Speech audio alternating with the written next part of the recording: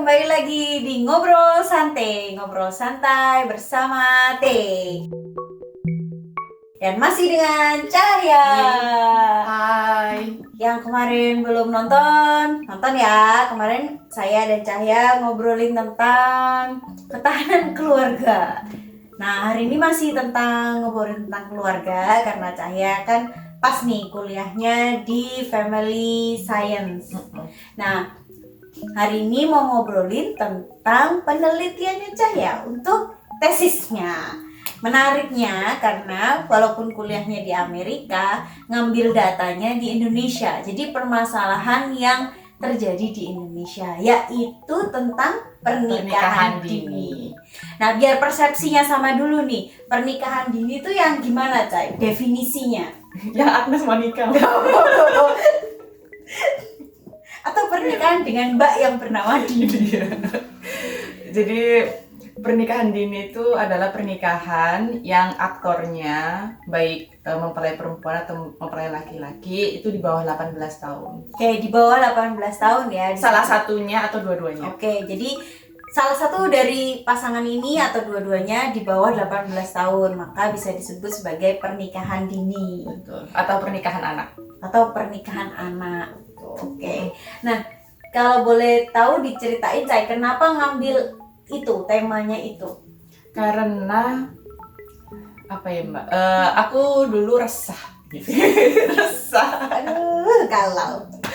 Resah karena banyak banget orang-orang orang atau komunitas gitu yang kayak ngejuk-ngejuki mensupport encourage ya. Encourage orang-orang untuk segera-segera nikah gitu loh. Udah kamu nikah aja gitu. Enak, nikah itu enak gini-gini. Oh. enak. Tapi ya aku ada tanggung jawab. Dan aku kan dari desa ya, maksudnya di Indonesia aku tinggal di desa dan banyak banget teman-teman yang seangkatanku atau adik-adik tingkat lah istilahnya itu udah nikah ketika mereka masih kayak 17 tahun gitu. Atau sebelum itu. 17 tahun saya masih nonton film Jepang, naksir sama mas-masnya gitu. Belum sempat mikir nikah.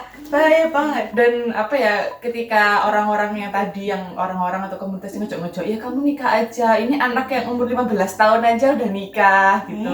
Masa kamu umur 22 belum nikah gitu kan? Hello. Saya umur 15 tahun masih ribet mau nonton itu Pertualangan Sherina. Betul sekali. Dan itu jadi kayak menerbitkan, memunculkan urgensi seseorang itu biar segera menikah, biar nggak jomblo, karena jomblo pasti dibully, ya nggak? Dan itu jadi kayak kita melihat pernikahan itu semudah itu. Jadi kamu harus nikah terus secepat itu tanpa mikir apa-apa. Jadi pokoknya aku udah nikah aman gitu. Aku pengen meneliti itu sebenarnya ada apa sih di balik itu. Kenapa sih orang Indonesia pengen banget orang lain nikah gitu? Orang lain nikah ya, bukan pengen diri sendiri nikah. Kenapa sih gitu? Ya menurut saya sih ya, pengalaman saya adalah ketika teman-teman saya satu kampung lebih tepatnya. Kalau saya teman sekolah kan karena tinggalnya beda-beda jadi kadang nggak ketemu juga. Teman satu kampung udah pada nikah. Nah kebetulan saya tuh kampungnya orangnya kayak nggak terlalu ngurusin orang lain. Jadi saya santai aja, nggak pernah ada yang nanya kapan nikahnya gitu. Sedangkan saya ketemu sama teman saya yang tinggalnya kampungnya itu tidak jauh dari kampung saya. Jadi kayak cuma tetangga kampung. Tapi dia itu udah kapan nikah? Saya masa sih kamu digituin gitu. Padahal waktu itu umur kami masih 25, 24 gitu. Nah, saya nggak kebayang nih kalau 18 sudah 15 tahun udah disuruh nikah. Mohon maaf ya, saya 15 tahun masih umbelan itu. 15 tahun itu tetangga saya nanyain, kok nggak ikutan ngaji, kok nggak ikutan panitia 17-an gitu pertanyaannya, bukan kok nggak nikah. Aneh. Iya, itulah kenapa makanya pengen banget tahu kenapa sih orang-orang itu ngebet banget orang lain pengen nikah. Nah, terus ketemu nggak jawabannya? Ketemu, Mbak. Oke, ini jawabannya. Ini jawabannya. Jadi ini aku bikin penelitiannya itu di sebuah kecamatan di Jawa Timur. Aku nggak sebut kota ya. Adalah itu di Jawa Timur sebelah utara. Jadi di situ ada kecamatan, Mbak. Kecamatannya itu agak terpencil gitu, di atas gunung. Bayangkan Di atas gunung, terus aksesnya di situ susah. Dan di sana itu ketika aku ngobrol sama petugas KUA-nya, 50% dari pernikahan di daerah situ itu adalah pernikahan dini. Jadi misalnya ada 10 pernikahan, ya 5 pernikahan diantaranya itu di bawah 18 tahun. Masih unyu banget ya Allah. Dan respondenku itu umurnya aku patok 18 sampai 25 tahun. Tapi yang mereka dulunya menikah dini. Jadi mereka sekarang udah nikah, umurnya 18 sampai 25 tahun dan dulunya menikah di bawah 18 tahun. Dan aku juga wawancara ibunya. Untuk mengetahui kenapa ibunya ngebolehin. Iya. Atau malah ibunya yang nyuruh nikah. Jadi di situ itu ternyata di community itu, di masyarakat itu mereka masih masih tradisional banget lah, masih kental banget nuansa budayanya di situ. Jadi sekitar separuh dari partisipan yang ikut risetku ini, mereka itu dijodohin. Oleh orang tua. Oleh orang tua. Jadi ketika seorang perempuan, anak-anak, dia udah mulai menstruasi, itu tuh kayak udah langsung diperlakukan seperti orang dewasa gitu loh. Jadi ketika kamu udah menstruasi, berarti kamu udah dewasa, kamu udah pantas nikah. Dan ketika dia udah besar, udah 12 tahun misalnya ya, orang pertama kali menstruasi itu, dia udah nggak boleh lagi keluar rumah gitu loh. Karena dikhawatirkan akan ada laki-laki yang menghamili dia. Lah, terus kalau laki-laki ditakutkan akan menghamili orang nggak nih? Enggak. Kan kalau hamil itu kecuali Siti Maryam ya, itu orang lain selain Siti Maryam itu kan kalau hamil ya harus laki-laki dan perempuan. Ya nggak bisa kalau kita jadiin perempuannya doang, laki-lakinya dibolehin. Bahkan anehnya nih Mbak ya, mereka itu kan mereka udah 12 tahun. Maksudnya itu kan umur lulus SD gitu kan. Nah, banyak orang tua itu yang nggak percaya Mbak anaknya masuk SMP negeri gitu. Karena takut hamil. Masuk ini lucu banget ya, maksudnya sekolah itu kan takutnya nggak harusnya ya, yang dikhawatirkan keluarga biasanya kan nggak bisa bayar, takut nggak bisa bayar. Paling ngetren zaman sekarang takut dibully sama lain-lain, ini takut hamil, maksudnya aneh lah. Ya, itu menurut kita kan aneh banget gitu ya. Terus makanya mereka lebih milih anaknya untuk dipondokin atau sekolah swasta yang Islam gitu. Karena mereka merasa lebih aman kalau anaknya dimasukin situ, nggak akan ada laki-laki yang hamilin dia gitu. Nah, di situ karena kayak perempuan udah istilahnya, kalau aku menurut pendapat pribadiku ya, karena aku kan bukan dari bagian community itu, kayak perempuan itu dikerangkeng di dalam rumah gitu loh. Dia nggak boleh keluar, dan kalau keluar itu mesti diomongin sama tetangga. Ini kok keluar rumah, kok main-main keluar rumah, dia keluar sama siapa laki-laki itu. Kebalikan ya sama kampung saya, kalau nggak keluar rumah tuh ditanyain, orang ada kerja bakti kok nggak keluar, ya kan, ada kegiatan di masjid kok nggak keluar. Itu kebalikan. Ini kalau perempuan keluar malah ditanyain. Misalnya kalau kita kan biasa lah, namanya juga anak sekolah kan, kerja kelompok gitu sama laki-laki yang bukan tunangannya atau bukan suaminya, langsung jadi bahan gunjingan tetangga. Wow, aku nggak bayangin ya, guys. Soalnya kalau saya ingat waktu umur 15 tahun itu ya nggak mikir yang aneh-aneh sih. Maksudnya ngerjain tugas aja sih. Maksudnya bahkan naksir cowok aja yang masih nggak ngerti apa yang perlu dinaksirin. Kalaupun naksir pasti kita nggak sampai mikir aku bakal mau nikah sama dia, itu nggak bakal kepikiran. Oh no. Enggak, cuman naksir doang. Naksir Ya, doang. mohon maaf ya, saya taksir umur 15 tahun, saya memang belum berpikir untuk menikah. Dan mereka itu kayak, kamu udah gede, udah 15 tahun, masa nggak ada yang mau gitu. Ya udahlah kamu dijodohin aja gitu. Masa yang umur 12 tahun aja udah ada yang mau ngelamar, kamu 15 tahun belum ada yang nikahin gitu. Wow, 12 tahun itu saya masih mikirnya cuman masalah besok main gimana, PR-nya apa. Permasalahan terbesar saya adalah ulangan matematika, udah gitu doang. Iya. Nah ini kok masalahnya. Nah, Rumit ya Mbak? terus dari pernikahan anak itu jadi masalah nggak sih di belakangnya? Kan Iya sih. kalau asumsi saya ya, Mm-mm. mengingat waktu umur 15 tahun kan masih kekanak-kanakan, belum Mm-mm. dewasa. Kalaupun ada yang pacaran di umur 15 tahun, saya yakin masih marahannya wagu gitu lah. Tapi itu kan itu pacaran ya, kalau marahan wagu ya putus ya udah. Tapi kan ini kalau nikah, kalau masih kekanak-kanakan kan ya nikah wagu gitu gak sih? Iya Mbak, aku pun Di penelitianmu menemukan hal-hal kayak gitu nggak? sebenarnya penelitianku lebih fokus ke arah pengalaman mereka sih. Jadi bagaimana pengalaman mereka sehari-hari sebagai pengantin anak-anak gitu. Cuman aku melihatnya mereka ini apa ya? Ini sisi aku nggak ngerti. Ini mereka lebih misalnya karena dia tahu aku wawancara dia jadi ngapi-ngapi no gitu. Jadi kayak baik-baikin dirinya juga nggak tahu. Beberapa orang dia bilang aku seneng kok, bahagia kok pernikahanku gitu. Ketika aku tanya emang kamu nikahnya karena apa gitu, karena cinta. Oh, tapi ya bayangin umur 12 tahun ngerti cinta lah.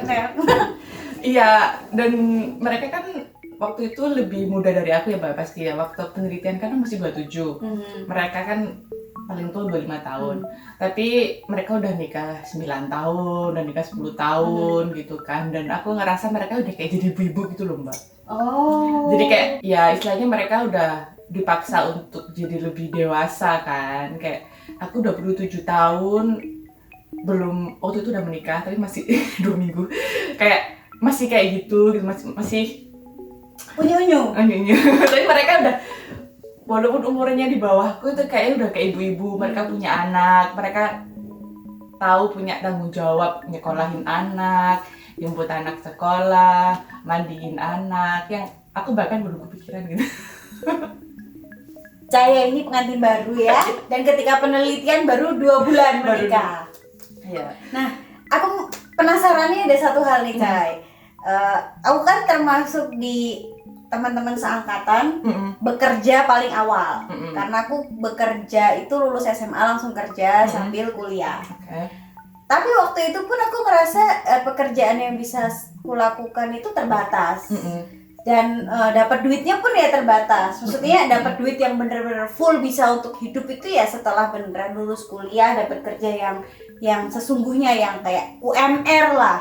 Nah sekarang kalau anak umur 12 tahun Cai memberikan nafkah pada istrinya gimana? 15 tahun aku masih belum kepikiran kerja apa, ngasih makan istrinya gimana. Ini yang lucu Mbak. Jadi karena orang tuanya misalnya ada cowok nih 15 tahun kan, dan mereka pasti nggak sekolah dong. Kalau udah nikah pasti mereka berhenti sekolah. Walaupun ada sih 1-2 yang masih sekolah gitu, cuman hampir semua yang dia udah nikah dia nggak sekolah lagi. Dan kalau cowoknya nih, misalnya kan cowoknya nggak sekolah, nggak kerja, nggak punya duit, terus akhirnya ya orang tuanya Mbak yang membiayai pernikahan. Wow. Jadi orang tuanya yang provide mereka rumah, kebutuhan hidup sehari-hari, bahkan anaknya kalau dia punya anak gitu. Baru ketika laki-lakinya ini bekerja, baru mereka keluar dari rumah orang tua. Cuman kayak nggak ada waktu yang pasti gitu loh, sampai kapan mereka ngikut keluarganya gitu. Jadi ini berlawanan banget sama kemarin yang banyak dibahas di media sosial yang sandwich generation itu loh sayang. anak udah kerja, dia membiayai anaknya, ya seumuran kami punya anak, biayai anaknya, tapi juga masih harus membiayai keluarga, Orang bapaknya, ibunya. Jadi kan sandwich generation. Tapi kalau yang ini kan bukan sandwich generation ya, itu kayak yang bapaknya biayai anaknya yang menikah dini, Dan pasangannya kalau punya anak biayai dibiayai lagi. juga. Ini kayaknya lapis generation ya kan, lapis legend ini kayaknya. Dan itu banyak terjadi, maksudnya di partisipanku beberapa banyak yang jadinya kayak gitu. Jadi walaupun udah nikah, kayak nggak ada urgensi mereka harus segera mungkin untuk punya pekerjaan gitu loh. Jadi aku ya kayak cowok muda yang kayak cuman ngobrol-ngobrol doang di tepi jalan, kayak ngapa-ngapain. Itu tuh aku sering lihat di daerah gitu. Dan punya istri, punya anak. wah aku masih belum Enak banget ya hidupnya ya. aku masih belum kebayang, karena selama ini kalau yang kayak di masyarakat sekitarnya saya lihat kayak yang seumuran gitu, kalau sudah berani menikah itu berarti sudah harus berani membiayai istri dan anaknya ya.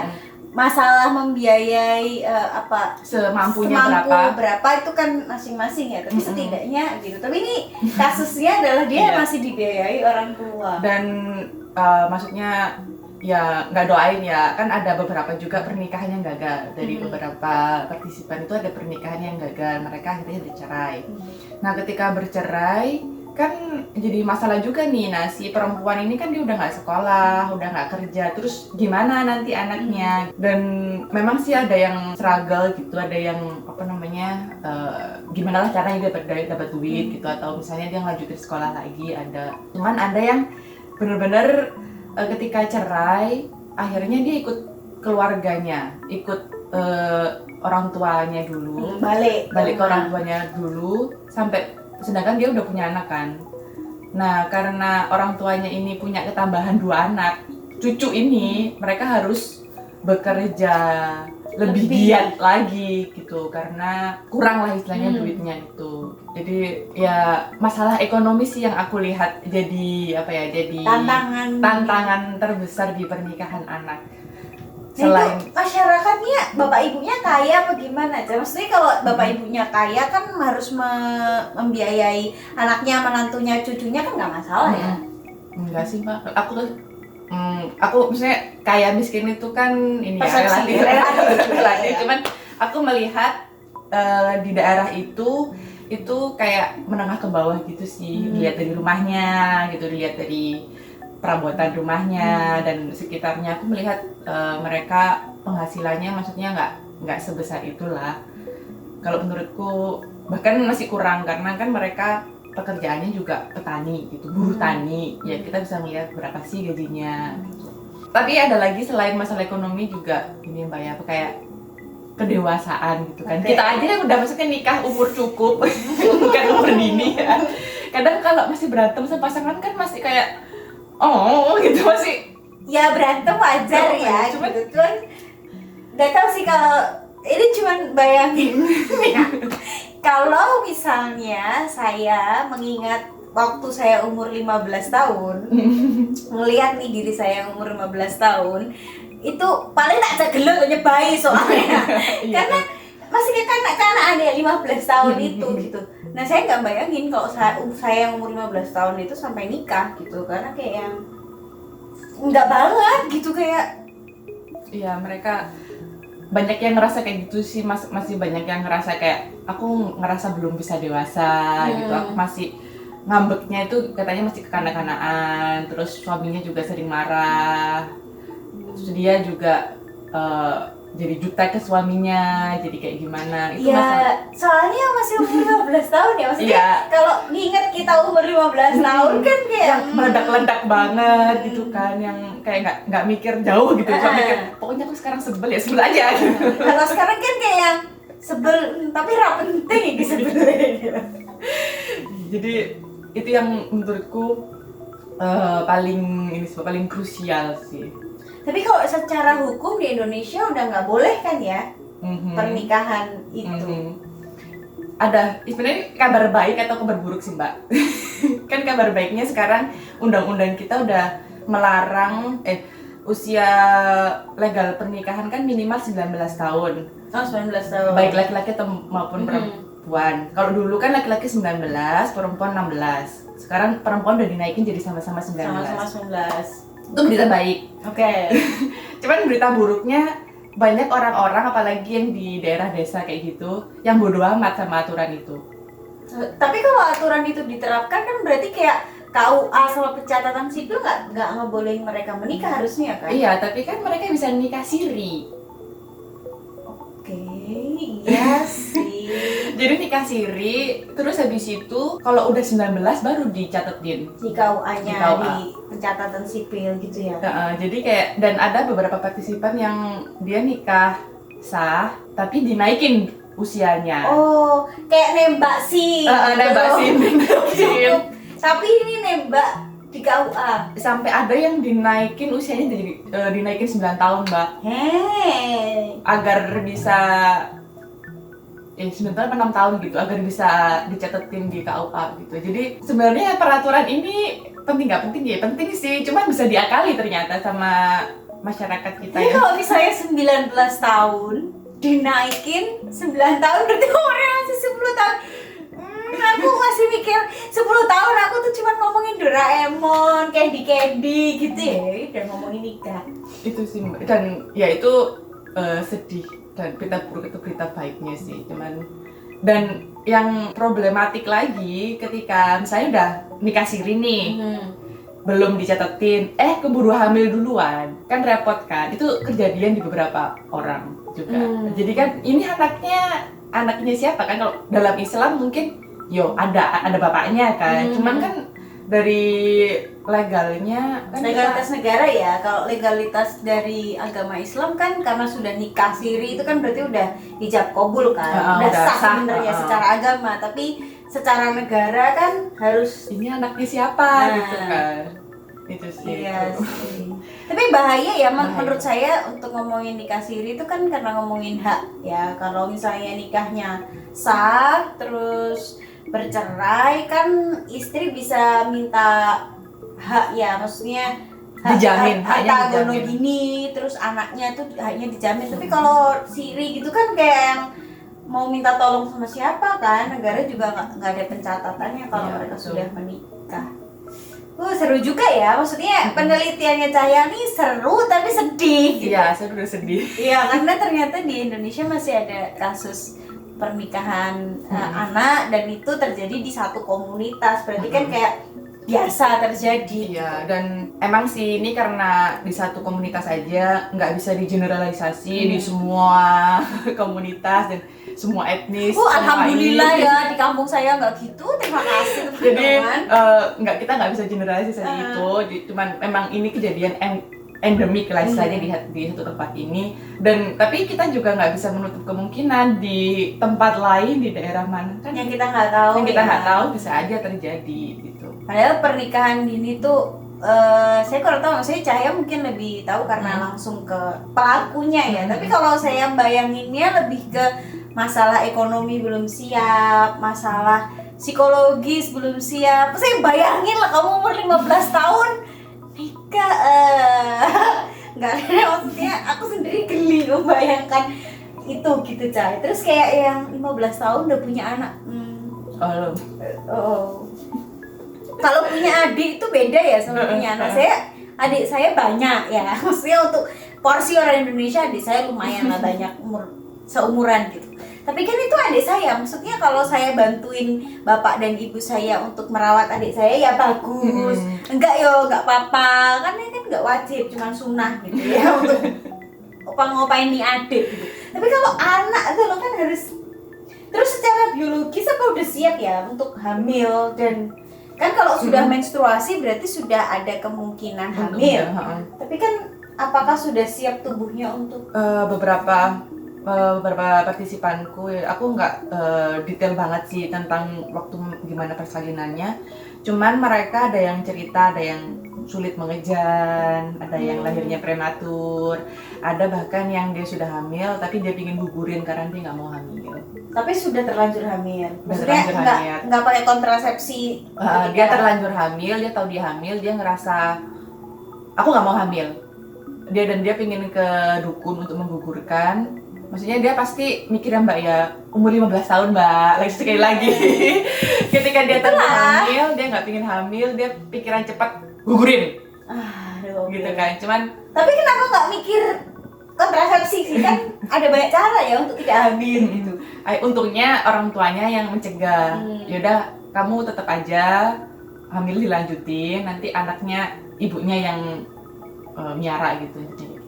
Oh, soalnya ini agak beda ya kejadiannya kalau misalnya di tempat-tempat lain, termasuk kayak lingkungan saya tinggal gitu kan, kalau misalnya anak ini udah menikah, baik laki-laki maupun perempuan, biasanya tuh orang tuanya udah ada babai kan, maksudnya ya udah sendiri, orang tuanya udah nggak ngurusin, ibaratnya tuh inilah transferan dihentikan gitu ya. Kalau normalnya kan gitu ya, biasanya kalau udah nikah ya udah hidup sendiri. Nah ini yang di tempat ini kayaknya keluarganya tuh menikahkan tapi masih kayak ngopeni gitu ya. Kayak gitu.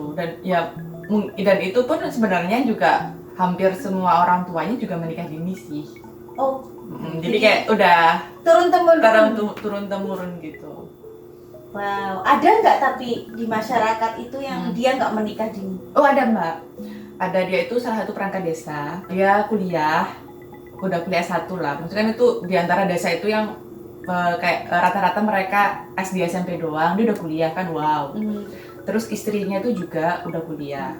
Nah mereka menikah sekitar umur 23 sama 21. Kalau menurut kita kan masih cenderung muda ya. Tapi lumayan lah di atas 20. Terus tapi mereka berdua ini jadi pergunjingan masyarakat sekitar karena nggak nikah. Karena nikah baru 21 tahun itu dianggap nggak payung.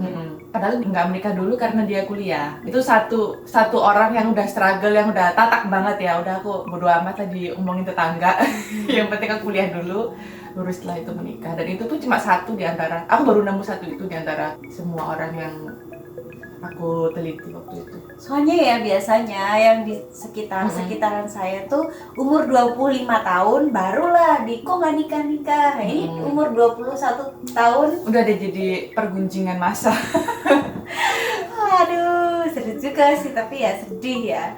Dan semoga aja sih, kalau menurutku semoga orang lebih sadar bahwa menikah itu kan, kalau ngomongin tentang agama kan ini sesuatu janji yang penting ya, maksudnya sebuah langkah penting, nggak sekedar hari besok gitu, enggak, tapi ini kan sesuatu ini. Terus kayak kalau kita ngomongin secara psikologis kan ini menggabungkan dua manusia jadi satu untuk selama-lamanya kan harapannya. Jadi kayak harus sudah siap lahir batin, ekonomi dan material dan non material. Umur 15 tahun loh guys, aku yo.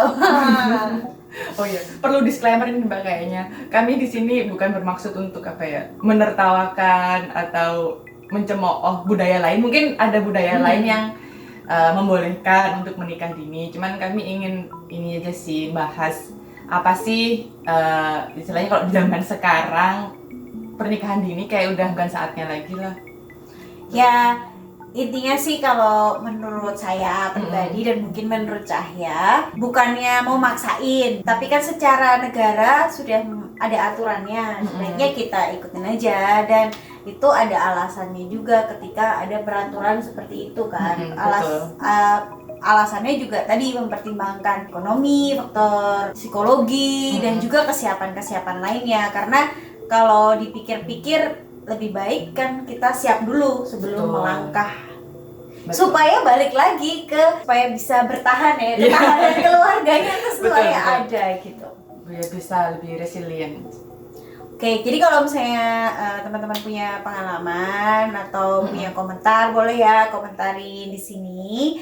Dan juga jangan lupa untuk subscribe. Siapa tahu nanti kita ngobrolin lagi bareng Cahya atau bareng yang lain untuk ngomongin hal-hal menarik lainnya. Menarik itu bisa yang seru, bisa yang sedih, bisa yang apapun itu. Oke, terima kasih sudah menyimak ngobrol santai bersama Teh. Yeay.